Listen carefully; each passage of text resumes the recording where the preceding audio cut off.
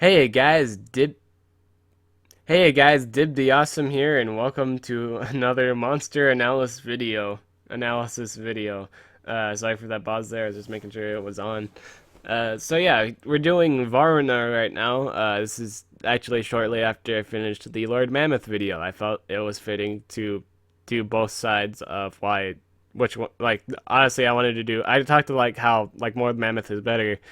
Uh, than Varuna, and I just decided to do this one just to kind of like show that they're both good monsters, that I'm not just completely trashing both of them or just one side and just favor one or the other.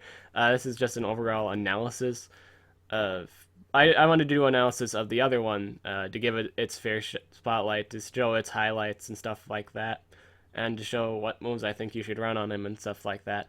All right, going into his stats. His stats are lower. He's honestly the stats are lower than Lord Mammoth except for speed. His speed is significantly higher with 3,399 speed.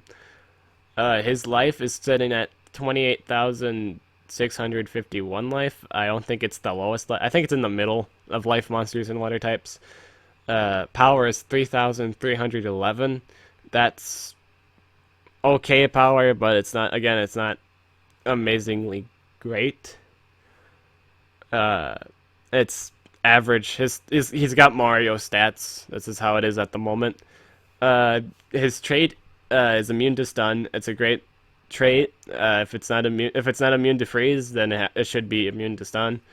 It's always good to have a immunity to one stalling move, or on at least in your team, you have to have at least one monster on your team that's immune to stunning or freezing or whatever have you. It's always a good idea. Let's see here. And to get to his ult. Okay, his ult is Ghost Ship. It does 65 damage, and it may stun all enemies. It does damage to all of them. Clearly, it's not as heavy hitting as Lord Mammoth, but it causes stun, which is alright, because stun is great, honestly. An ult for a stun is an okay thing. It's not as strong as Osteoclast. Osteoclast's ult is really high. I think it's 875 or 85. Time's up. Oh, okay. Ignore that. That was just my. I have a timer and stuff like that set for Monster Legends, and for the maze thing, and I didn't even put the monster in the thing before then, but that's alright. Now, yeah, it stuns. It stuns. To go to his first set now, Anchor Prison. It's 35, 0 turn, 21 stamina, 50% chance to daze. If you run like stamina, if you run the stamina thing, I honestly prefer you run a 0 turn cooldown move. Nobody does so though, and that's really weird. I don't know. I don't ever see why people don't run like a 0 turn cooldown move if they're gonna run the stamina thing. I don't ever know that. But it's a thing. So we're going to talk about his second group because the first stuff isn't too amazing. You'll usually just use stuff from the second and third group. All right, Cursed Anchor. This does moderate damage. It's a 45 damage move, and it's a two turn cooldown. It dazes enemies. This is a good ability to run if you're doing the whole stamina thing, just so. And I don't know, it's as close as you're probably going to get for viability. I mean, I don't ever like stamina, like the stamina thing, like the stamina regeneration, if I don't have a move to spam. I don't ever see the reason in that. Because once you use all your moves, you're not going to be doing anything at that point. Okay, this one you should totally run. The Art Tsunami. It's either this one or the Days one. Simply because it's the cooldown again. You can combo that with I think it's like it's a brutal vortex, or brutal to tsunami.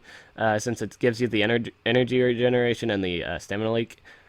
But yeah, you generally want one of these two moves if you're running the whole stamina thing. This is your freeze move. I recommend this move just because it's a freeze move and it's 35 damage, I guess. So it's basically like Mord Mammoth's AoE daze, but it's not dazing, it's freezing instead. Hefty Anchor. This does special damage and may stun target. I don't know why they decided to do the 4-turn cooldown thing. I see a lot of people run this skill. I don't like this skill to say because it's a 4-turn cooldown single attack. Uh, it's 55 damage, yeah, but it's a 4-turn cooldown. You literally wait 4 turns. It's actually no different than the if I think about it now, it's actually no different than Lord Mammoth's Learn How to Die skill, except it's water type and it freezes. And if you think about it, that's actually better than this skill because it doesn't freeze. Well, I mean, in Team Wars, this is actually pretty relevant. You can stun the water monster, but that's only if they're not running speed runes and then it's not the deny monster. And yeah, this I don't really see this being good too much. I mean, it's just situational. It's a situational move. You may just very well, as depending if you have like a status booster, you could easily probably kill something with this. Simply because it's 55 damage. Cascade Vortex. This is a 3-turn cooldown. It deals moderate damage and heals, and that's it. I mean, like it heals. And the Brutal Tsunami, I think that's actually his heavy hitting move. It's 40 damage, multiple enemies, the stamina leak, and stamina regeneration. So with him, I recommend running at least one of these 2 moves because of the cooldown. Honestly, like probably like one of these 2, Cascade Forecast, Cascade Blast, Brutal Tsunami, and depending if you want sustainability, get Cascade Vortex or Hefty Anchor. If you're gonna use them for Team Wars, get Hefty Anchor, just so you have that stun. So yeah, it's either one of these 2, Cascade Blast, Brutal Tsunami, and depending on which kind of Varuna you want. Do you want a sustaining one that can sustain himself, or do you want something that stuns?